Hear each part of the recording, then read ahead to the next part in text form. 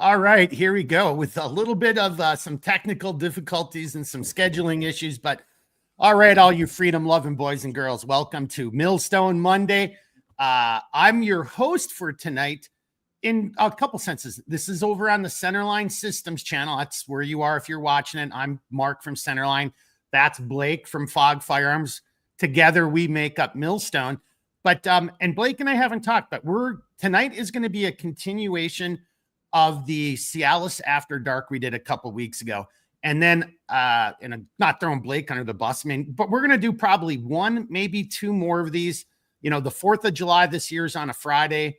That we might do another one that Monday just before the 4th, or maybe a special broadcast, because I kind of got my own feelings of what is going on, and that's going to come out tonight. But welcome to tonight's episode. Like I said, continuation of where we were, CLS After Dark from a couple weeks ago.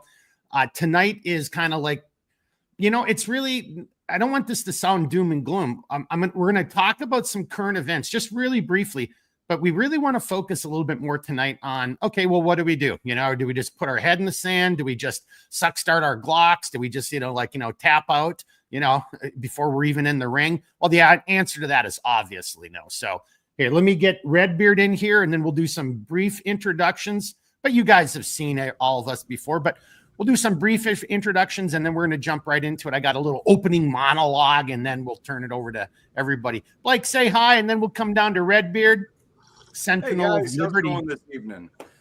Good to see everybody here. I hope we have a good, productive conversation tonight, and we actually have some fun stuff for housekeeping we'll talk about here a little bit tonight, as well, as far as the Millstone front goes. So, you want to do that housekeeping? Yeah, just randomly, like maybe in the middle before we transition, or at the end, or what do you want to do? Whenever, man. Whenever it comes up, I think. So, okay. Yeah. Well, you guys know him. You love him. Czar Baroda from Sentinel of Liberty podcast. He's been over here plenty of times. We all know him and love him for that awesome beard of his. Jeremy, a.k.a. Redbeard, say hi to everybody. Give just a little shout out. Everybody knows who you are. They should, but still. What's up, boys? It's good to see you. Redbeard here. Everybody, I think, knows of me, about me, or at least something concerning me. I run the Sentinels of Liberty podcast. I'm like the resident Liberty constitutional guy. I am the lesser version of Blake when it comes to gunsmithing, and I always say that because I have to get a truck a lot of them to some degree. I like the outdoors. I like a lot of the same things these gentlemen like, and my primary purpose in life, as it seems, the good Lord is pushing me towards, is the furtherance of liberty, and whatever that looks like. So just happy to be here. And Mark, I just have to say something super funny. I took one weekend off, and I mentioned this in the chat. I took one weekend off, and it all falls apart. So I don't know what's happening, but I did not expect that. So nope, and that's going to be that's actually going to be plenty of cannon fodder for the conversation tonight. But hey, without further ado, because we are going to try to keep this to an hour tonight. Blake's got to bounce. I'm still under the weather. I don't know about everybody else, but apparently you develop allergies when you get older, and I've just been weird. Yeah, it sucks. But anyway, is what it is. So, but we're going to probably keep this to an hour here tonight. So anybody alibis want to add something? Otherwise, I'm going to step into it. Or Blake, maybe we want to do a little bit of the housekeeping right now. Yeah, we can just do the housekeeping now. So we said we were going to keep you guys in the loop when it comes to some of the courses we're planning for Millstone, and we're going to start the first batch of courses for June and July. Hopefully we're going to be putting some of that online after maybe we film some B-roll out of those classes. We'll kind of see what happens there, but we're going to have some in-person classes on the last weekend of June. On the Saturday of that weekend will be a CCW class, and then on the Sunday of that weekend we're looking at doing an intermediate pistol course. Then we're looking at and just to remind you too, and then the weekend before, so that 20th and 21st, I think, so we'll be at the Prepper Fest in Minnesota. So Yep. So we'd love to see guys there if they're going to happen to be in the same thing. We're hoping to be able to kind of talk about what we're doing with Millstone. Then the following month in July, we are going to maybe look at doing something in the middle of July. But again, that last month of July, we're going to be looking at another CCW and another intermediate pistol course, basically to start getting the quote unquote training wheels on some people in the area, make sure they're up to snuff before we start offering a few more advanced courses, and kind of just getting the ball rolling with the Millstone training side. So we're pretty pumped over here. We are going to be at North Star Shooting Club, or Sportsman's Club rather, which is here in Walker, Minnesota. It's a great range. If anybody is in the area and looking for excellent places to go shoot, do some skeet and trap and sporting clays, they got 3D archery, a bow range, they've got a pistol range and a great rifle range. So, you know, wonderful place for $85 a year for membership. So got to put that plug in as well, because that's going to be the home of Millstone. So yeah, sweet, man. And just to add to that, and that's the last of the housekeeping, unless Jeremy wants to throw in a little Sons of Liberty housekeeping. And let's not take too much more time, so I'll keep it quick on my side. And then just stay tuned. You know, whether we do it on social media or if we do it on a special video, but you know, right here, right now, besides that, was that your beard? Were you cleaning your lens with your beard? No, that would be the cat's tail saying hi right now. So yeah, I'll show everyone here. There's the kitty, and she's gonna be a pain in the ass tonight, it looks like. So wonderful. Yeah. Well, it looks just like your beard. I'm trying to look at the camera, and I thought you were doing something on your lens, and I'm like, what the hell is he doing? Yeah, just brushing it off with the beard, right? Yeah, well, you know, that's what they are good for that. But no, but we are also going to do some online things, and you know, kind of just like we're doing right here. Yeah. So just stay tuned where we might bring on, you know, like 2 or 4 people in this type of format, whether it's for a hands-on type of course, because there are some things that we could do even in this format, or if it's more of an interactive type of course, like, you know, like what we've kind of done on some of the other platforms, whether it was on Mission Critical or on Millstone that we've done in the past. So stay tuned. So we're pretty excited about that. I'm pretty high-fiving to Blake. I guess I'm in the wrong direction. So double high five, right? There you go. Double high five. Jeremy, do you got any alibis, housekeeping? Otherwise, we're going to jump into the heart of the matter here. Yeah, just real quick. I am going to be getting back to my lives this Saturday. Apparently, I've missed a lot, so I'm going to brush up on my my understanding of the world's events, and I'm probably going to be covering some of the foreign affairs, foreign policy, wartime blunders that we've all become so well known for. So I hope you boys and girls come and join me over there on Saturday. It's going to be at 1700 or 5 p.m. Central Daylight Time, per usual. And also, just real quick, if you don't mind, Mark, I am on Instagram too, and I try to post updates on Instagram. So anybody that doesn't have my Instagram, I can try and send that to Mark so he can put it in the description below or whatever. And feel free to give me a follow, whatever. That's probably going to be the easiest way right now to figure out kind of what the schedule is, what the topic for the week is going to be, et cetera, et cetera. So. Yeah. Well, you could always just put it as a comment, and I can post it. I could do that too. Yeah. So. And I'm actually glad, Jeremy, that you brought that up, because whether it's the digital community or the physical community, how we grow as a group of people, how we can be better prepared to see what's coming around the corner and down the road, is by creating these networks of like-minded individuals who are willing to share information, willing to share news with one another, and have honest conversations that don't necessarily always agree with one another. Yeah. So, you know, it's imperative that we do go and support those that we listen to, that we do deal with, because I mean, this is how we build community, whether it's digital or otherwise. So yeah, heck yeah, man. Yeah. And you know, and I'm gonna take that and kind of use that to kind of steamroll segue into our topic here tonight.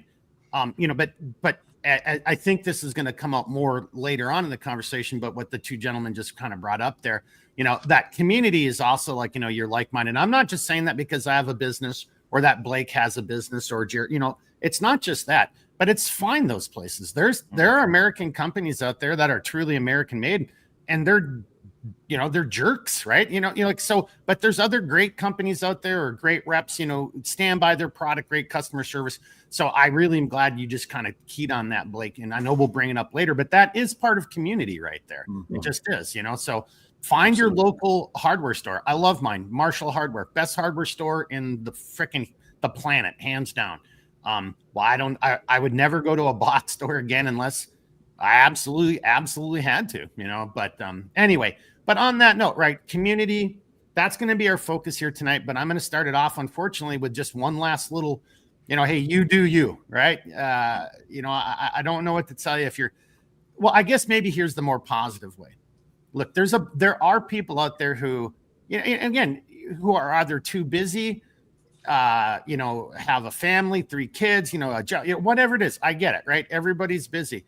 I do think, though, part of your situational awareness and, you know, the responsibility, though, is to at least have an eye on the horizon someplace. Like, you know, hey, because like, would you go out camping and not look at the weather, you know, or look at the sky and not know how to predict the weather? You know, like, hey, man, those are cumulus clouds, you know, like, you know, or hey, that's this, or I mean, so it's part of your situational awareness to keep at least some eye or some finger on the pulse, some extent of what's going on around you in the world. And I'm going to let these guys kind of do more of the current events, but I just kind of want to remind everybody, you know, like we have been lied to for so long and we've been misled because we're being managed. We're being treated like cattle, and that's what they want. And they don't want cattle to be strong or smart. They want you to be weak and divided and beholden to the government. And, you know, so as I was thinking about this the other day, and I was just talking to Blake, and this is not going to be a comprehensive list, but let me just ask this of people. Have you not noticed how more and more folks are kind of waking up and scratching their head and saying, hey, hang on, what about that thing? That didn't make any sense. And you could take it all the way back. You could go way back in history. I guess you just got to pick a point. I'm going to pick Oklahoma City because I just saw something about it the other day, and it was, you know, an anniversary because that happened in April. But there was all kinds of unanswered questions about Oklahoma City. So I'm just going to take that and go forward. And then, you know, you boys and girls, leave a comment or just to yourself, hey, have any of these ever really been resolved to such a degree that would actually satisfy you or the public, or, you know, or have they been just, you know, pigeonholed, memory hold, you know, swept under the rug, you know? So Oklahoma City, World Trade Center 1, World Trade Center 2, you know, 9/11, you know, Blake and I were talking, and like, the more you go, you just keep remembering things. Oh yeah. Oklahoma. I said Oklahoma. I'm sorry. The Vegas shooter, East Palestine, the train derailment, the fires in Lahaina in Hawaii, the attempted assassinations of Trump, COVID, you know, et cetera, et cetera. I mean, like, where does the list end? You know, and then you just even to more recent things, again, multiple assassination attempts on now President Trump, COVID, all these Doge cuts, you know, like all this waste and abuse they're finding, nothing's going on. You know, we had a guy blow himself, quote unquote, blow himself and his Tesla up, you know, in Vegas. And all of this stuff just keeps being memory hold, you know, and again, you add to it. You know, there's so many of them, it's hard for your brain to keep up with it. You know, the Fast and the Furious, millions of dollars in pallets of cash being flown over to Iran in the middle of the night. You see, you can't even keep up with it. And there are no satisfactory answers to any of that shit. And except, you know, now you got this administration saying, oh, we're going to give you proof that he really did, you know, unalive himself in the cell. What, now you guys have video footage of it? Where was all this shit? You know, or we're still going through the documents. You guys have had this stuff for over 5 years. What do you mean still going through? So thank you. So that was my rant, but that's my part of the intro. It's like, you don't have to, you know, agree with everything or whatever, but just take a step back and ask yourself, how are you not already in some form of conflict, some form of war, or some form of control when you can't get satisfactory answers about almost anything that's going on within your government or that your government's been involved in, or what's going on in the world? I'm going to turn it over to Blake. Well, I just noticed Redbeard popped off. So Blake, you go ahead next. Well, you know, it's like we talked about before on the phone, Mark. You know, I'm 36 years old, and since I've been a child, all I have known is this news cycle, this constant chaos, unsatisfactory answers to massive things. You know, one time kind of a random story that just popped up in my head, but I was traveling to Florida on an airline one time, and I was sitting next to a pastor who was traveling back to his home, and we were speaking about current events, and this was over a decade ago. And he goes, you know, it used to be, if you think about the news cycle, this is what he told me. He goes, if something was newsworthy, you know, it stayed in the news for 2, 3, 4 weeks at a time, and it was driven home. It was a constant point of discussion. You know, people really, really want to know. Well, now we have these events happening so rapidly. Your news cycle is 24 hours, and that can be a byproduct of the 24-hour news cycle, but that's irrelevant to the point that I'm making here. The major stories, the things that we should truly be concerned about, well, they fall off faster than I guess, Katy Perry's popularity does, I mean, if you look at how the world works now, it's distractions, it's bread and games. I mean, this is a tried and true concept of empires dating back to the dawn of time, the dawn of the first founding of empires. And I think that's what we're dealing with. We're dealing with this constant cycle of, first off, problems that happen typically outside of our living environment. So it's a stress indicator, trying to get people freaked out about a situation that's going on. But in the same breath, these massive events that are taking place, I mean, one of them that you didn't talk about that's relatively recent at the beginning of the Russo-Ukrainian war is the Nord Stream pipeline. There's been no satisfactory answers given by any government whatsoever. It's most likely perpetrated by the United States via Ukraine. I mean, everyone knows it. It's tongue in cheek. No one just wants to admit it. And then you fast forward now. Just real quickly, just for flavor. Yeah. See, we forgot about the auto pen. We forgot about the board. There's so many things. Yeah, exactly. And so we go now to the current events, because let's be honest. One of the hottest points in the geopolitical environment right now is the Russian-Ukrainian war. And it is absolutely a war. There's no question about it. And we just saw something that people have been afraid of going back really since the advent of the technology becoming consumer available. But we're seeing a massive dynamic power shift take place among world governments on what actually is worth spending your money on and what's not. Because we saw a drone swarm wipe out hundreds of millions, if not billions of dollars worth of military hardware in a matter of hours. And they did it on a shoestring budget. Say what you will about either side of the conflict, doesn't really matter, to the point that the paradigm of war is changing. It used to be you had to be worried about the jackboots marching down your street after they paratrooped out of a plane. Now you got to worry about the 10,000 drones that just got dropped out of a cargo plane above your house and is now swarming through the city. Warfare fundamentally has changed. Primarily, it's now psychological. But we're seeing the most effective war weapons right now taking place are truly weapons of terror. And in essence, a very, very small investment on the government scale to be able to employ these weapons of terror. Proof in case in what just took place. So I think we're in a huge paradigm shift right now. And on top of that, and I don't want to say I'm going to make this thing a thing, but we were talking about reality crafting in the previous podcast. And I think that's really what's going on.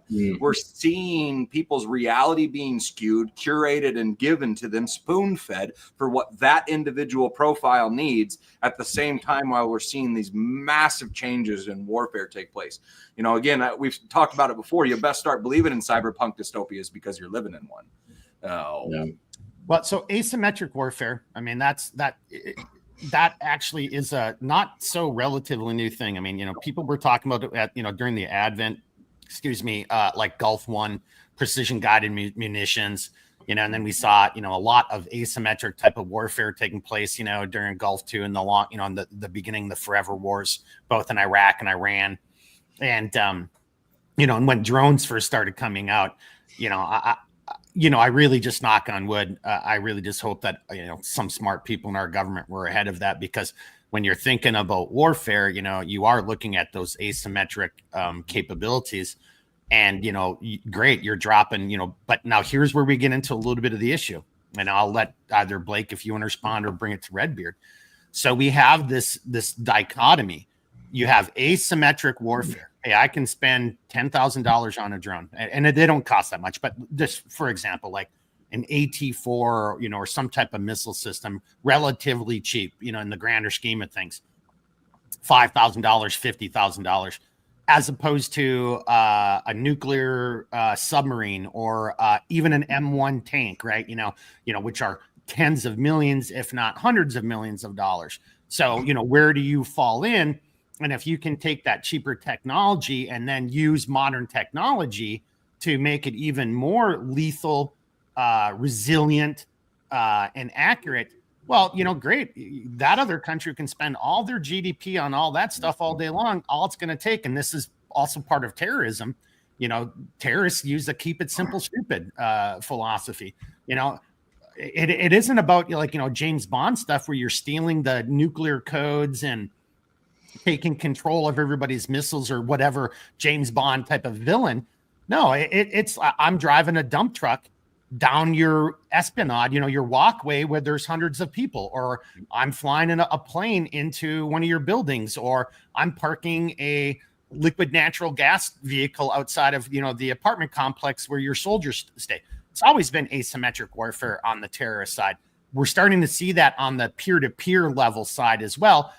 And then now here's where I'll shut up and turn it over who wants to take it.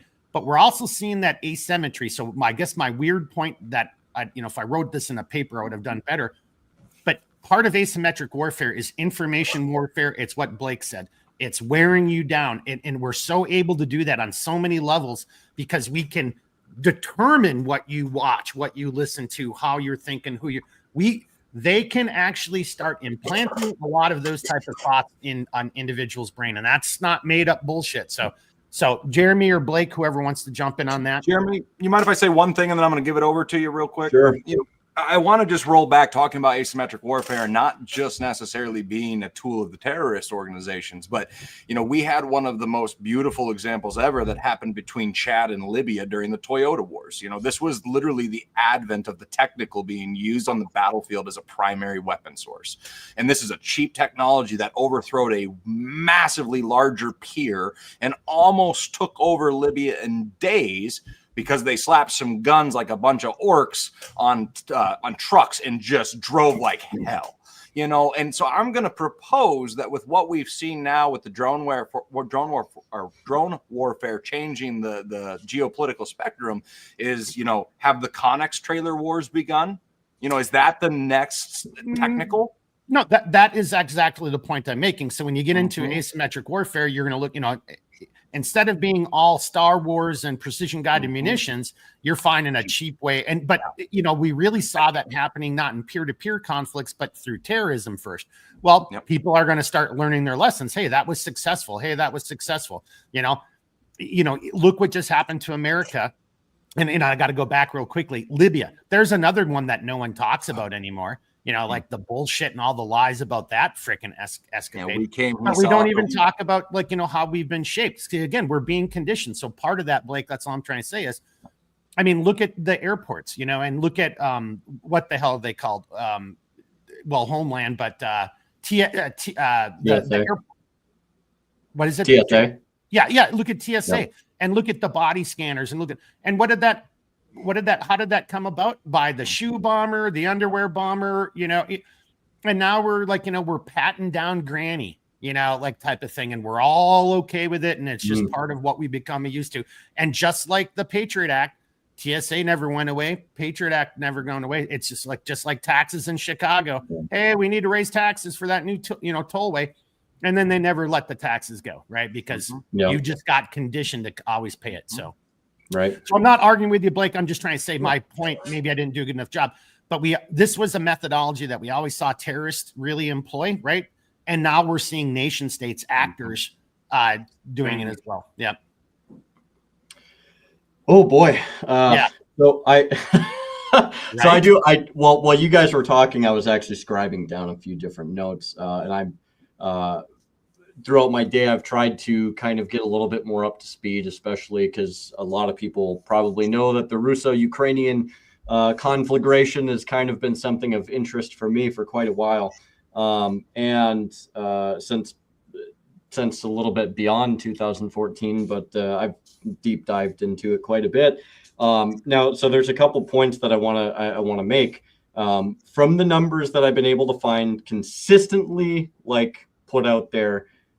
It looks, from my understanding, it looks like the Russians had at least anywhere from between 2 to 4 of their Tupolev Tu-95 or Tu-97. Okay. Hang on. You just started in the middle of the chapter. You're talking about the recent drone attack is what you're going to do. Okay. Yep. Because you started saying it, but so Jeremy's going to break down the recent drone attack. Right? So the numbers that I've seen consistently with the Tu-95s or the 97s, I don't remember exactly which one. It could have been a bit of both, but the ones that were destroyed, the amount that was destroyed that I've seen consistently is suggested at between 2 to 4, and in total out of service, no more than 7. And so the other three or however many would have been damaged, but they're not completely out of service. And then you have the very few that were actually destroyed. Now, the reason I bring this up is because there's a significance here. The reason that these were out on the tarmac is the same reason that our strategic bombers are on the tarmac, because of Start 2. And people need to fundamentally. So why were they out there? They're stupid. They're this. Well, if they're stupid, then we're stupid. They are simply abiding by the obligation between Russia and the United States as it pertains to the Start 2 treaty. And this is a very, very important thing to understand. Is it a legitimate military target? Yes. Is it probably the smartest decision that Ukraine could have made? I'll leave that up to you guys to decide. In my opinion, probably not, because there will be ramifications down the road. What those are going to look like, I can't speak for the Russians. But well, hang on before you go too far afield. I'm glad you brought it up. Yeah. Why were they part? Because I've heard some people say this stuff, and Jeremy's 100% correct. It's part of the treaty, the SALT-2 treaty, and we do the same exact thing. It's so both sides can feel easy because both sides have satellites, and we can see. They can have eyes on, basically. And we can see, so you're not getting spun up for a first strike or any of this or any of that, right? It's almost like, like if we were all playing poker and we set our guns down on the table, we'd all feel, I know that sounds stupid, but we'd feel a little bit more comfortable about it. Right. Yeah. Well, it's the same reason we shake hands. It's to show we're not armed, or at least if we are armed, here's where my arms are. Yeah, or the salute. Yeah, exactly. Same thing. Yeah. So and I think that there's something that's really interesting about this dynamic, because and I'll touch a little bit on the drones here in a minute, but I had heard it hinted at and suggested, but nobody outright said it. But I think there is a tone now to where this is going to potentially change the doctrine, whether it's agreed to or not, of how we maintain our strategic arsenal. And that's not a good thing. For anybody that's wondering, that's not a good thing, because now there's a precedent that's potentially being set to where it's like, nope, you know what? We're just going to put these guys in this cave miles under, and you just don't need to see those anymore. And I'm not saying that's going to happen, but it is probably one of the thoughts that are going between the Russians and the United States' head right now, because we saw what just happened. And in the end of the day, like, it takes something as cheap as a $300 drone with a good enough munition to just take it out of service for a couple weeks, right? Like, and that does. No. I just got to slow you down. I don't want to go too far afield, because we're almost at 30 minutes and we're going to do this at an hour. But just two real quick points there, and you're making one of them, but I want you to come back to this for if you can see AVV's comment. If we sanitize the battle space to just a screen, it's not a good thing, right? Yeah. Because, we lose that. So you were hinting on this, but back to your other point, and I still think, people, I mean, I hope you guys get this, whether you're watching it with us now or if you watch it later. Now those bombers aren't on the airstrip. This is to Redbeard's point. Now, at some degree, somebody's kind of like, okay, hey, yeah, but do they now have them hidden someplace? And now that breeds uncertainty, which kind of goes to AVV's point. So maybe if you guys want to just touch on that, this is not a good thing, for all the warmongers. Oh yeah, dude, you just made an already not very safe world more unsafe, because now there's going to be uncertainty that's built into it, and that's what the Cold War was all about. Right? You guys want to take that, and then we'll use that as the segue to start talking about, okay, well, what do we do? Yeah, I'll make a few closing points on this, and then I'll hand it over to Blake. I just want to tee off on that point real quick, Mark. If there was ever a shadow of a doubt for uncertainty, like, this just kind of cemented that, because now, like, if we're being honest, if I'm in their position, I'm like, okay, well, in the end of the day, like, I guess I really don't care that much about Start 2 at this point, because look, like, this is protecting our homeland, and you have to think of it this way. They are protecting their homeland the same way that anybody else is, and I get that people have their opinions, but they also are going to do what's best for them. That being said, a couple quick points. There is also something that is very problematic, and I had heard this brought up a few times. People are wondering, did Trump know or did he not know? Well, either way, it's not a good situation. If he knew about it, that's bad. If he didn't know about it, that's still bad because Oh, no, that's even worse. No, That's and even that's, worse because yeah, that's and more it's like, uncertainty. and Yeah. and to go along with that, if he didn't know, I've heard a couple reports just today where allegedly, and I say allegedly because I can't confirm this, but allegedly Pete Hegseth was getting real-time updates as this was occurring. And if that's the case, it's already kind of affirming what I think we already know because they use satellite and coordinate data from the United States. But it's like, look, like somebody knew in our government that this was going to take place, and that's not a good thing. Well, okay. So hang on. So, and this will go in, you maybe we take this a little bit longer and you can respond, but I want to give Blake a chance. yeah. Because now again, this uncertainty, this is where it's Yeah. not cool. Yeah. So Redbeard, if it was me and you in this thing, I would like have all I'd be like, my hands would be here, I'd have all my guns out there and be like, so you could see him. I'm like, bro, that wasn't me, that was Blake. I get it. You might, you might want to like punch him in the nose right now. Let me talk to him, give me a chance. Like, seriously, that's what you would do to try to de-escalate the situation. So if Trump didn't know about it, or if he did know about it, or if and here's the worst one, the uncertainty, just like Fauci in the before times.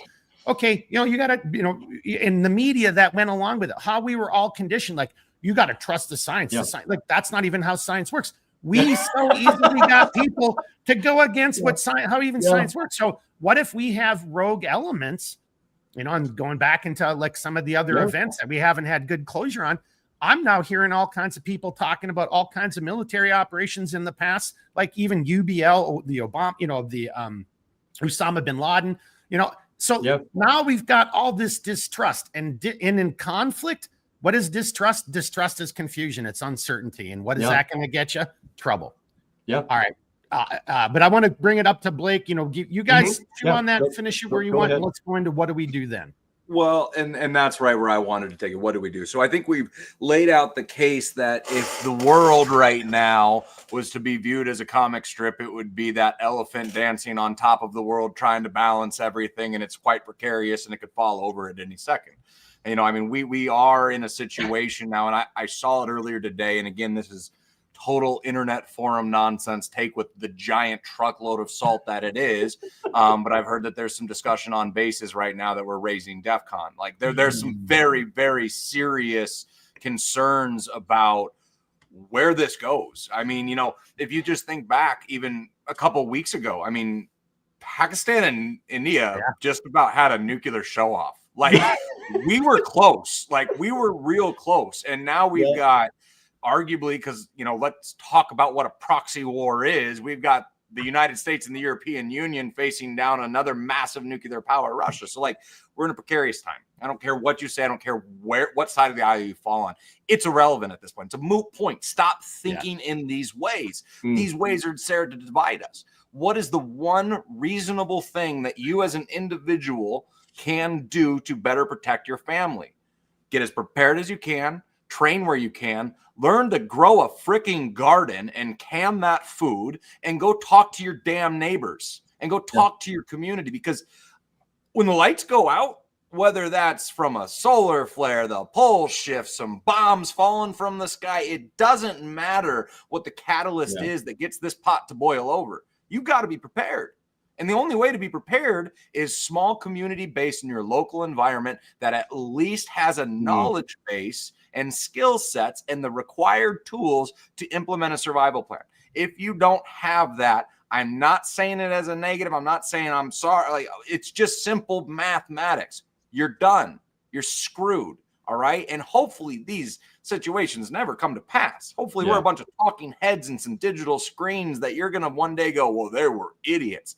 I hope and pray you're right. Yeah. But isn't it better? But hang on. But even in the worst case, the worst thing is now you have a garden. Now you're getting physical activity. Now you're spending time with your family or your kids. Community. You're doing things you already enjoy. Like this is just it's simple mathematics, folk. If you really want to do a positives and a negative list, write it out.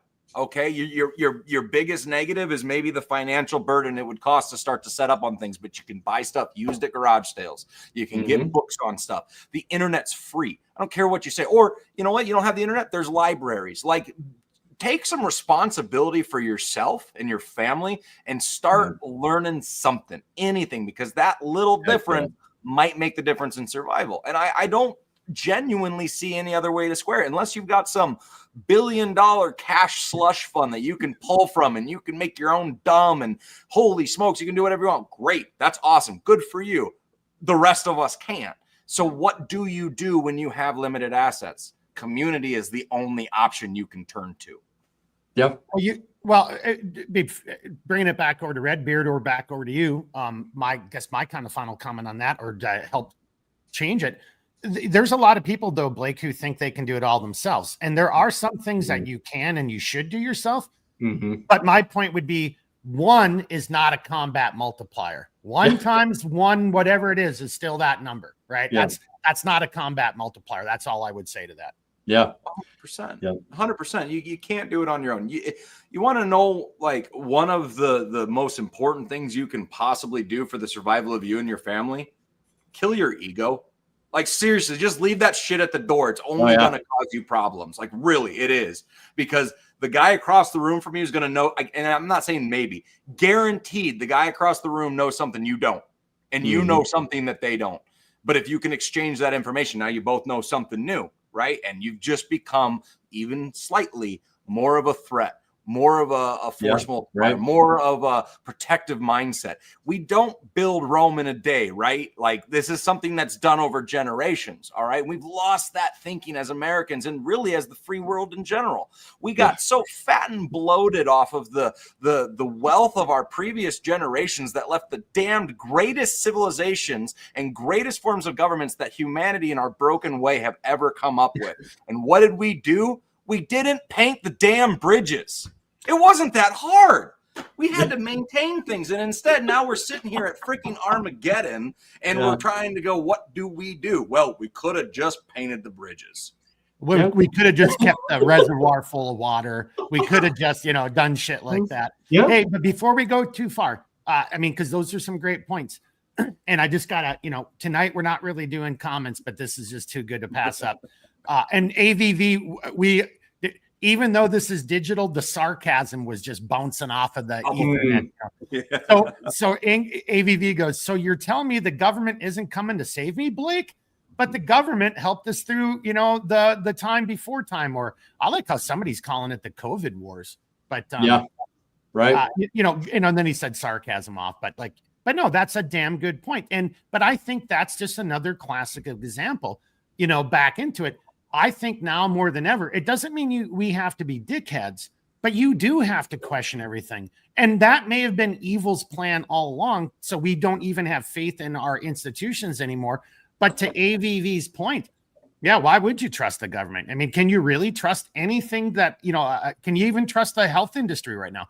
And this could have been done by design. Can you trust your government? Can you trust, law enforcement? Can you trust X, Y, and Z? When there's no trust, and where I'm going with this, and I'll shut up and turn it over to you guys, is then you better have community. You better have people you can trust and you can rely on, because that's all you're going to have at that point in time. Yeah.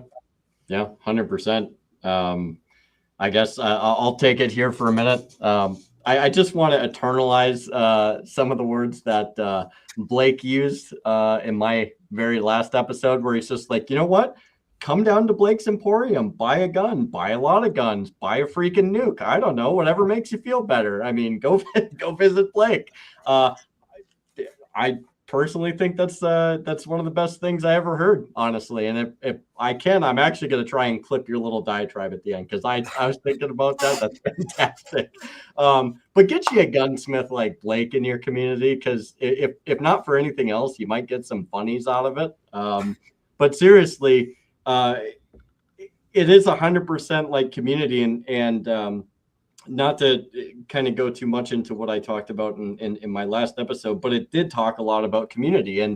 And Sean, who was on that episode, he ran with no real expectations to win his position in his local government. And he did because he used his voice and he raised concerns and he became that change, that hope for people, with people he didn't even necessarily entirely agree with. But you know what? It just takes that one person. And Sean in my opinion, he very well kind of pointed that out. And if you go back, Blake and him really teed off each other fantastically, but it really is kind of that simple though, right? Like if you want something to change, be that one voice, be the one person to protest against it at the town hall, or to go state your case, or to make an argument, because like Sean had said, like you might not think that it's going to make a difference, but somebody's going to pick it up and they might pull you aside and they might be like, I like what you're saying.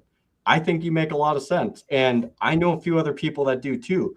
And honestly, like not just getting to know your neighbors, not just the preparation side, but if you want to have a better form of small government, then I would even argue that people should get involved. You know, be the thing that you want to see, be the difference that you want to see. And that is a way that individually, in one of the few ways that you can make a difference. And I really do think that there's no better way of doing that than at the local and community level. And eventually, like if it goes well enough, it may bleed up to the state, but the local really is the standard. And I think that's, you know, it doesn't, in all of the craziness of the federal elections and all of that, like that is so missed by so many people. And if we just started at the root of the problem, we would start to fix a lot of our other problems. And like Blake said, you know, be more prepared, get to know your neighbors, you know, do a lot of the core fundamental things within your neighborhood, be good parents. You know, it all starts with the individual in your own home. So get your home in order before you start going out and potentially, you know, putting out your ideas to other people. But that being said, once you do that and people see that, they're going to be like, okay, this person actually means what they say, you know? So, yeah, I think there's a lot of different ways that you can get involved. And I think you just have to figure out your why. Why do you want to get involved? Figure out your what for, like, what is it you're getting involved for?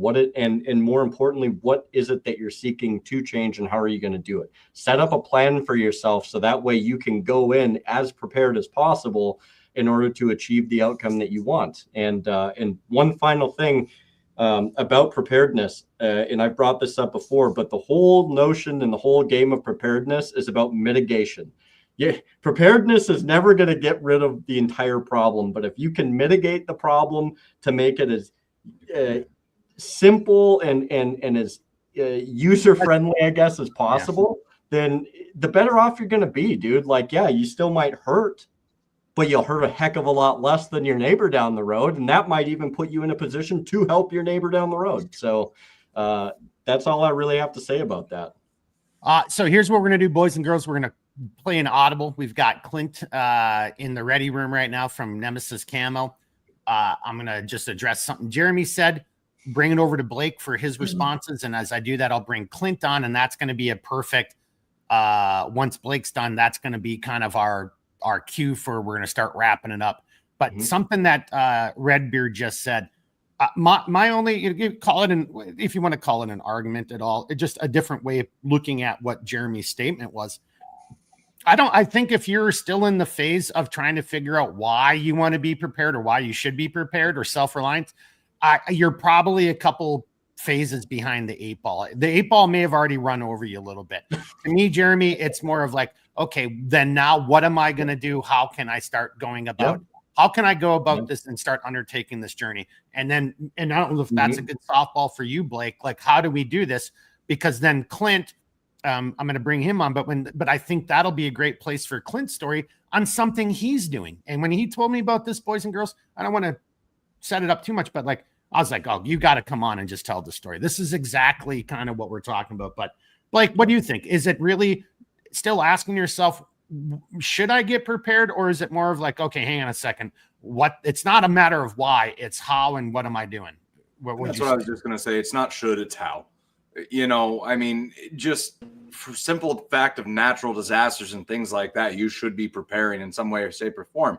And besides the fact, do you want to stagnate as a human being? Yeah. You know, you don't just go to school, learn everything you need to do, get thrown out into the world, and you know it all. You know, I like my grandfather who died a couple of years ago, he always used to say, Blake, did you learn something new today? And I go, yeah, this is what I learned. He goes, well, then it wasn't a wasted day. You don't learn something new, it was kind of a wasted day, right? If you don't move the ball forward a little bit, it was kind of a wasted day. I mean, I have a tendency to try to take the stoic mindset in that. wake up with a plan in the morning, and at the end of the day, be frigging honest with yourself. It goes back to leaving your ego at the door and go, did I accomplish what I meant to? What was good? What was bad? Let's break the day down, go over it, and let's try again tomorrow. And you don't, like I said, you know, one little piece here or there, but eventually that cup fills up. So it's just kind of keep on slugging through it, because and the other way, if I didn't do that, man, I'd lose my sanity. So yeah.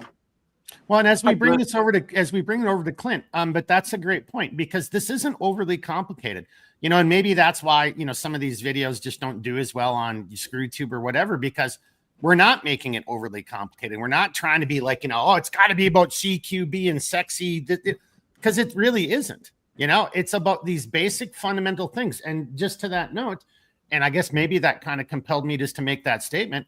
AVV, final little comment here. You know, just for fun, he tried lighting a fire in the rain not too long ago. And he says, I remember having that skill, but let's just say now, when he just tried it, he would have been eating a cold meal, right? So yeah, to Blake's point, this isn't necessarily difficult. It's all about the repetition, the muscle memory, the getting in the reps and doing things. Yeah. And I guess maybe the biggest thing though, Blake, before I bring it over to Clint and Redbeard as well, maybe it's that first step. Maybe that first step is very scary, you know, and maybe Clint, you want to add into that as well, as we said, but like, let's come to Blake, Redbeard. But what is it? What is that first step to get people just to, come on, man, just put one foot in front of the other and let's start going, because we don't have a whole hell of a lot of time. You don't, unless you got a crystal ball, you don't even know how much time you have. Yeah. Blake? Man, the first step is obviously the hardest, and it's because it's that mind over matter sort of situation. But once you get in the habit of it, like, listen, I'm no soldier. I never will be. All right. I'm a gunsmith. I like to tinker. I like to build. So that's what I'm good at. Know where you're good at, expand your skills in that, find people who can augment it. All right. You need a carpenter, you need a mason, you need a black thumb. All right. You need a snake eater, you know, find them, because you can't be all of them. You said earlier, you can't be an army of one. All right. I will never be that friggin' badass on a two-way range. All right. I can build your toys for that two-way range, but I'm not going to be that Johnny Badass. Oh, yeah. Redbeard? Yeah. So the only thing I'll add real quickly on the why, and here's why I don't really, I still fixate on that, because for a lot of people, for example, and I think Sean and Blake know this a little bit more, because it does change your why a little bit. But for some people, dude, the most radicalizing thing and the thing that gets them to figure out their why is children. Let's be honest. Like, the why never goes away. It doesn't matter if you're in prison or whatever the case is. That why can come to you anytime, anywhere. And when you realize it, dude, like, it's radicalizing. And so, like, I still think that why is important, no matter how good or bad or whatever the case is. And I would argue for a lot of people, they've cleaned their lives up and they've figured out their trajectory just by having a child, or by being responsible for somebody or for something. And I'm not saying that's the only thing, but it does tend to be one of the most predominating factors. So yeah, 100%, dude. Like, if you haven't figured it out, then you need to do some soul searching. And like Blake very much said, like, you have to be honest with yourself. What is the why for you to, like, clean up your life and figure out what it is that you need to be doing, and then fixate on that and start to drive it forward, because that is an important thing. And and for all of us, that's different, and it comes at different times. So, and just on that note, that could not have been a better segue. Thanks, Blake. Thanks, Redbeard. I'm going to bring it over to Clint. We got about 12 minutes left. We're trying to keep this at an hour, but what you guys just said is the perfect segue into Clint's story. Hopefully, Clint and I were talking the other day just to set it up. And he was telling me the story, and I was just like, "Oh, please come on and be able to share that," because that is the why that you guys just said. Yeah. Clint, welcome to the show. Thanks for making it. Hey, can you tell everybody just a little bit about yourself, and then let's just roll it right into, like, what it is that you're doing to improve your familial or your reliance, your preparedness. What's your journey that you got coming on? Well, I'll tell you what, thanks for letting me jump in for a couple minutes. See everybody. Redbeard, Blake, thanks. Sorry for being a little late, because I'm like, I get neurotic. The one thing I get neurotic about is when I get ready to go do something, I like to pre-plan, because times back when I was in the military, anything we go do, you go on a hunting trip, a camping trip, you deploy with the military, whatever, you have checklists to go through. Mm-hmm. Get real. I love that stuff, because one thing I learned when I got in the deep, dark part of Africa over there, deployed somewhere, if I didn't bring it, I didn't have it. So you get to do it out. So I really like to pre-plan my trips when I'm getting ready to step off. So those PCCs and PCIs, I check everything. I like to have some redundancy in things. But so I was a little late, almost forgot completely about coming on. So thanks for letting me jump in a little late. And what Mark and I were talking about. Well, hang on, before you go any further, just Okay. for everybody paying attention, PCC, PCI, pre-combat checks, pre-combat inspections, and you can tell that wherever the hell Clint is right now, I want to be there drinking a beer with him, because that's a cool backdrop wherever the heck he is. It is. Out on the back porch, let me tell you, I've been combing through everything, because I'll tell you, I reflect back to, and I'll go back to something Blake was just saying, even on a special forces team, if you go through and you do your training on your specialty, you always want those guys that had a long life before they ever got to this. You want guys that know how to roof houses, that know how to put alternators on, that know how to plug fire, that know how to wire things, because it's all those other skills that you pick up along the way. And what I try to teach my son all the time, every single day, is training. Every skill that you pick up makes you an asset to the team. And that is what you want to be. You want to be an asset. You do not want to be the boat anchor in the team, in the group. So I always preach skills. I don't care if it's carpentry, electrical, plumbing, learn it all. Learn everything you can. If you see somebody that is a master of their trade, right seed ride and try to learn everything you can, because you will need it. And you want to put that stuff to work. Either way, that kind of segues into what we were talking about. Mark and I were talking on the phone.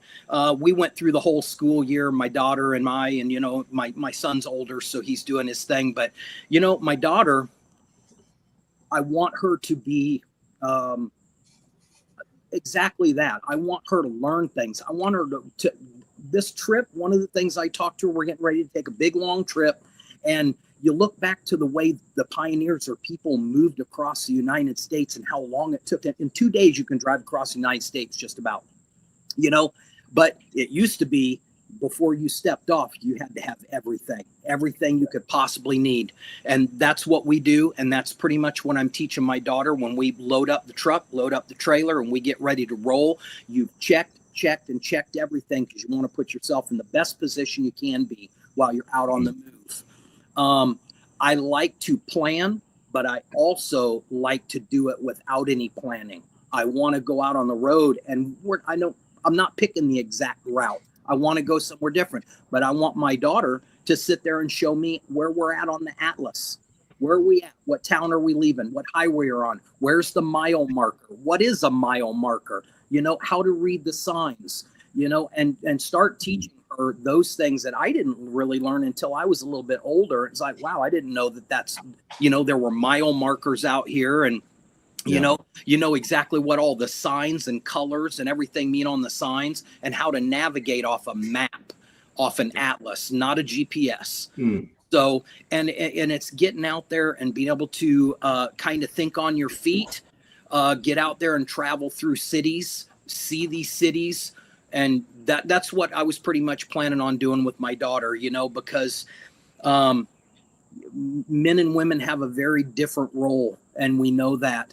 And the things that I give to my daughter are very different than the things my wife gives to her, So my wife's working right now for the summer. My he's working, going to school, and my daughter and I don't have anything to do. So we're going to go get lost for a little while, We're just going to go travel and go have fun and go see some things, and not really have anywhere to be or whatever. I can do my business from the road. And kind of funny, I'll segue into that. And my mother, where I'm going to go see her, she had a break-in while I was up there. So one thing she's wanting me to do is she's wanting me to come up there and harden the target a little bit, motion detectors, motion lights, turning things on, different locks, things like that. somebody knew that there was an older lady living at that residence and they got into one of her sheds, so we're going to go up there and kind of harden that target a little bit. And all these cities, every single, and I travel a lot, I go through these cities. I was just up in Atlanta for the NRA show.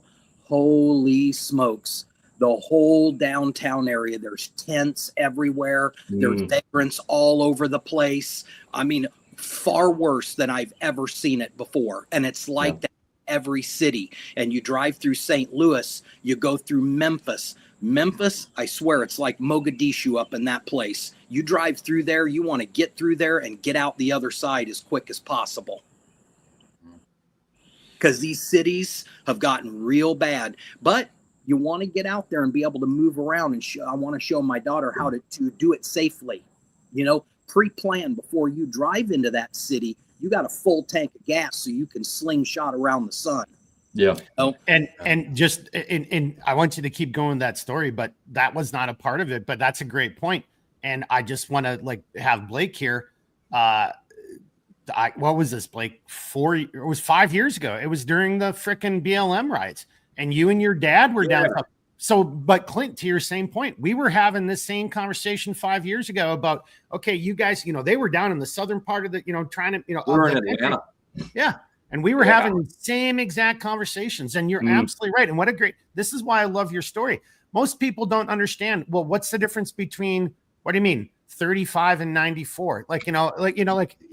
These all tell you north, south, east, west, all you said, the color codes, how to be able to use a damn map sheet. Just even if it's an atlas. Oh, we just passed Fredericksburg. The next town should be Lynchburg. And, look, using my little, thing, that's going to be 60 miles from here. Okay. We got enough gas. Everything you just said. Yes. Most people don't understand that as you're going through an atlas and you hit a major city, there's a call out box. So you can actually flip to another spot and look for that city now expanded and look at how to navigate that city, And it was funny when I first came in the Army, when I was heading to the Ranger Regiment down in Savannah at Hunter Army Airfield, I graduated high school, and I got in my little Isuzu Pup 4-wheel drive pickup truck with a camper shell. And let me tell you, I put the freaking sail up and took off, man. And it's 18 years old, with an atlas, navigated all the way across the United States on my own with my little truck filled up. And I'll tell you what, that was the most adventuresome thing for me ever as a 18-year-old. I'm going to drive across the United States from Wyoming to the East Coast, you know? Yeah.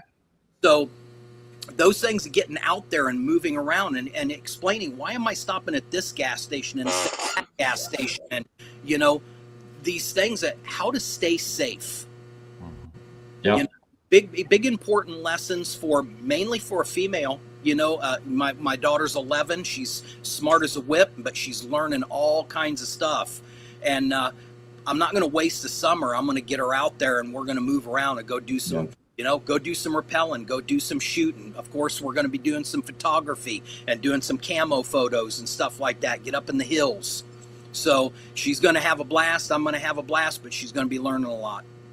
So we're kind of getting close to when we wanted to wrap it up, but could you just expound upon that a little bit, Clint? Because, before you came on, and you kind of caught the end, Blake and Redbeard were really talking about what is it? What can I do? And it doesn't all have to be, I'm going to go to this place or do this or buy this. No, it can be something. And I would honestly argue that what Clint is doing is one of the easiest, and it's, it might not be easy, but you get what I'm saying. And the most readily available thing you could do, right? You could do it this upcoming weekend. You could do it tomorrow night. Hey, boys, we're going to go in the backyard, set up tents, make a fire, and stay outside. What? Yeah. It doesn't have to be cray-cray. It can be something like that. But I do think you are on a Lord of the Rings adventure. No, that's me personally. Hell yeah. These are my favorites, man. I like getting out there and seeing the country, man, while we still got it to see. And while stones aren't being thrown, you can get out there and go see some things. And like I said, change up the dynamic from the normal, what's going on. You just do every day, go to school, go here, do this, do that, but get out there and get out of your comfort zone. Go camping, go rappelling, go shooting, go shoot some photography, go navigate vehicle and on foot. Go out and use and do it at nighttime. Yep. Do it at the daytime without a compass. Yep. Do it at night. Get out and start doing that stuff. Hey, why not go and practice a little first aid? Reteach yourself how to put on a splint or how to deal with a bleeding, like a major injury or whatever the case is, or refresh your CPR. CPR, and there's a whole bunch of things that are very different now than, I'm sure, Clint, even from what it was that you were, when you were going through the ODA. I mean, it's very different. Medicine has changed quite a bit. It has changed quite a bit. There's a lot of fundamentals that are the same, but I mean, there are so many new widgets, new band-aids, new bandages, new tourniquets, there's always something new coming out, and you get to either assimilate that into your equipment, your gear, or say, I don't like this, I like the old thing, it worked better, But like I said, you got to go out and test that gear. Well, and I'd like to touch on something you just said there real quick, Clint. It's assimilated into. I mean, so there's constantly new technology coming out, whether it's from large language models to tourniquets to whatever it is in between that. And if we don't continue to diversify and learn these new skills and develop it, we will be left behind by the technology itself. So it's imperative, again, going back to that group dynamic. If you don't get it, find somebody that does, that enjoys it and wants to make it their passion. Augment your group, augment your capabilities as much as possible, and learn to exploit those new technologies where you can, because they may make you a force multiplier alone, So, it's as much as even teaching my daughter, where are the safe houses? I know somebody in Chattanooga. I know somebody in Nashville. I know somebody in St. Louis. I know somebody in Kansas City, Nebraska, all the way to South Dakota. You get in trouble. How are you going to deal with these things? Where are you going to go? Are there people to call in your route? Things like that. How do you think out do that problem solving, And if you stay and stagnate and do the same thing every single day, you've got to get out of that comfort zone, get out and move around a little bit, and get out and do some problem solving. Yeah. Put yourself in a position where you do things smartly, and you have to test yourself. And that's it right there too. Be smart about it. The first time you jump out of an airplane doesn't have to be the most difficult, Halo with a rock and weapons and all that kind of stuff. Maybe it should just be jumping off your porch and learning how to do a roll, did I get 3 points of contact, or am I still just landing on my ass, type of thing. So, I'll tell you, you ought to somebody will know who this guy is. There's a self-motivational speaker. His name's Tony something or another, big internet guy. He puts on all these talks and stuff. I like a TED talk. Boy, I looked at my wife the other day and she said, he's so smart. And I said, well, I'll start listening to him when he jumps out of an airplane at 2 a.m. with 300 pounds of equipment. That's when I start listening to him. Yep. Yep. Yeah, and it's all rigged up properly, and you're not going to die, ain't going to kill you on the way down. Yeah, all that stuff. Then Tony, come on, guys. It's like Robertson or something like that. Tony Roberts, maybe that's it. Tony Robbins. Tony Robbins. Learn me something came in with Thank you. Learn me something. Boy, I come off with that smart comment, man. I thought I was going to get throat punched. All right, boys, we're at an hour. I know we got to wrap it up, and we wanted to keep this to that point. We got Clint on here near the end. So how about this real quickly? Blake, Redbeard, short final comments. Let's bring it back over to Clint then for wherever you want to go, Clint, for a little bit more of the story, your final comments, or the message you really want to convey with the story, because that's what I love about it. Like, hey, what am I supposed to do? I get the sense, guys, that everybody's asking me for a cookie cutter or a bright shiny thing. And that's just not, I see you guys laughing, but I love what Clint's saying, because it's one of the most easy, obvious things right there. So let's do that and we'll wrap it up. And then, just because we have Redbeard in the chat, I think we got to have Redbeard do the final, we just got to. Redbeard's here. Redbeard will take it on and say, so Blake, Redbeard, Clint, and then back to Redbeard. Yeah. All right. Easy enough. I'll keep it short and sweet. Kill your ego, praise the Lord, and grow community, man. Those are my 3 biggest things is Find what is your cornerstones, what makes you truly deep down in the bottom of your being. Embrace that as best as you can, but seriously, kill your ego. I can't say it enough, man. Like, if there's one single thing that any person can do that will instantly overnight make them at least a more humble person, it's kill your ego. Yeah. You know, this, just on a really stupid note, I just saw something and say, just like, you know, stuff we're being lied to. I just saw something on mushrooms, and I kind of, you know, ego death. Yeah, seriously, totally. Ego death's a real thing. Yeah, it totally removes that. And yeah, so I'm just kind of curious about that stuff a little bit, and I'm not that kind of curious, but you know, but anyway. But Redbeard, final kind of comments now, not the outro. You're still on the hook for the outro, but final comments. We'll bring it over to Clint for wherever he wants to go.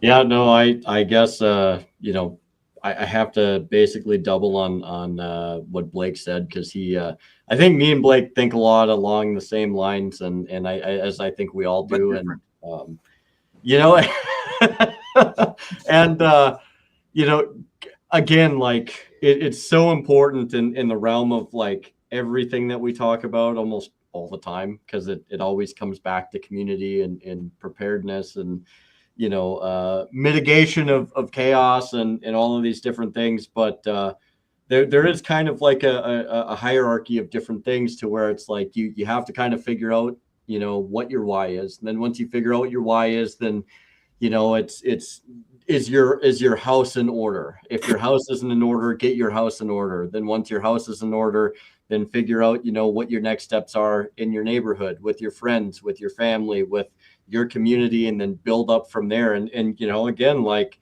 and I'll bring it up one more time, but you know, like, congratulations, Sean, to getting into the position that you're in your local government, dude. Like, all you did was, you know, go out and make your points and be heard, and people gravitated towards you. And there's so many people that don't think that that's how that works, but that's exactly how it works. It really is that simple, you know, and because somebody's going to find what you have to say compelling enough to want to get on your side.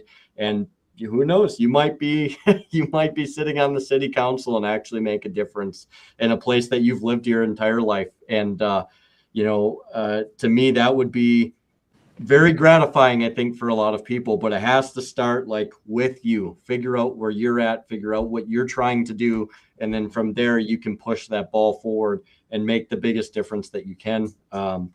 And I guess on the last note is, like, get a good set of principles. You know, I think I don't want to speak for anybody here, but I'm guided by Christian principles. I suspect that all of us are guided by some realm of Christian principles. And but in the end of the day, just have good principles, good core philosophies, and stick to them. Anybody that says that you're too principled is, I don't know what to tell you, man. In my opinion, we're not principled enough. We have gotten so far away from actually being a principled race of beings that I think we need to gravitate back towards principles. So find them, keep them, stand by them, and make the difference you want to see. So. All right. As we bring it over to Clint, I just want to say thanks to everybody in the chat tonight. Great comments. I don't know if you just saw that last one from AVV to you, Blake. Yeah, I did. He's like, I'm not looking at the screen. I'm trying to look up here more, and I didn't see. Good catch, AVV. If Blake is sleeping, you know. Yeah, no, not sleeping, just yawning like crazy, man.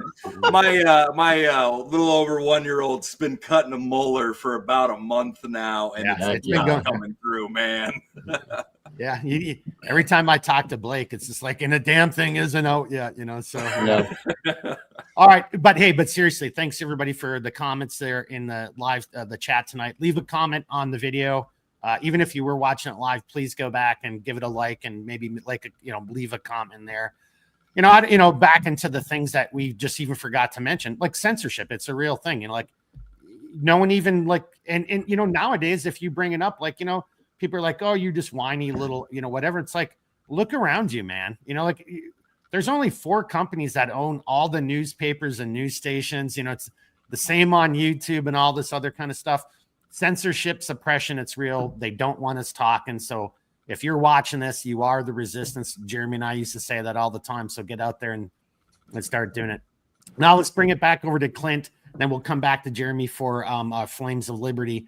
But Clint, what do you got for your final comments on the story and just final comments in general for everybody tonight, sir? Oh, I definitely agree with what you're saying. I mean, if you're out there and you're talking to like-minded people and you're doing your best to learn skills and become part of that community, and get out and keep yourself fluid, where you're learning things, learn more, connect with people, like-minded people. And man, like I said, I'm gonna be enjoying my summer this summer, and get out there and just do some stuff, practice my skills. And like I said, and giving those to my daughter and letting her see, like I said, how to do things safely, how to navigate and go out and see the world and do it safely. So I'm not throwing Clint on the bus. He knows, already asked me, it's always obviously up to Clint, but I was really hoping that, he could, when it's all done, like, just do a video or come back on and relate the stories or find a way to share that journey, that adventure with everybody, because that's all part of that right there. I mean, that is self-reliance. That is community. That's family. That's all. That's the whole damn umbrella. And, think about something your grandma would have said. That's the whole ball of cheese wax or whatever, something like that. Well, I'm actually going to have one other quick thing here, right, Clint. If you guys find yourself up in the Northwoods and you want a good fish fry, go to the flat range, do an in-person, on that great journey of yours. Doors always open, brother. Dude, matter of fact, and we should be in your route planning book, as we're a little bit off your beaten path, but if you got safe houses, you always need some other alternatives, man. We're only going to be a couple hundred, not quite what is that? Probably 500 miles, 600 miles north of you. Not far. Yeah, really not far. Beautiful drive. Yeah, heck yeah. Yeah, I'm telling you. Come on in, Clint. The water's warm, sir. Yeah. I'm telling you, my daughter's like a hound dog hanging out a truck window right now, man. She's ready to go. She just walked over here. She just walked over here a second ago. The truck's loaded, ready to go. Motorcycles, bikes, all the stuff, camping equipment. We're ready to go, and we're gonna go one place, download some stuff, and go deeper into the woods. Boys and girls, this is where you are happily jealous for another human being that you love and respect, because that's badass right there. Seriously. Man. Let me tell you, I'll be right up in that area. You never know, man. I may just pop in on you. Hey, I do have all those alarms and early warning devices, so don't just pop in. I mean, just saying. All right. Anybody final alibis? Otherwise, we're going to Redbeard. We're doing okay. Minnesota goodbye, according to Questview. So, but we're doing. I told you it'd be an hour and 15 minutes. You did call it. You called it. I was like, no, we're gonna keep it to an hour. It's like, I'm like, okay, Mark, whatever you say, bud. Now leave it out, Jeremy, so we can end my time. Part of that's my fault. No, brother, you're good. Not at all. All right, no final alibis. Anybody?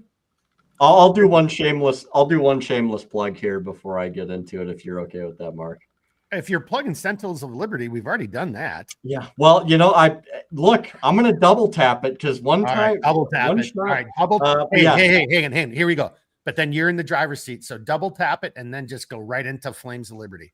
Yeah. So again, 1700 Central Daylight Time, Saturday, Sentinels of Liberty. We're doing another episode. Well, I'm doing another episode because I'm going to fly solo on this. But we're going to talk about all of the craziness that apparently I missed because I decided to take a weekend off. The audacity. So I hope you guys come and join us for that. Hopefully we can have a good discussion. I love seeing everybody in the comments, everything that you guys, put in the comments and get involved in. It really is awesome. That's one of the biggest reasons I do it, because I love having everybody bring forth their opinions, perspectives, etc., on all the different topics that I try to bring out. I hope you guys enjoy the topics, really. So again, 1700 Central Daylight Time on Saturday. It's going to be that time basically every Saturday unless specified otherwise.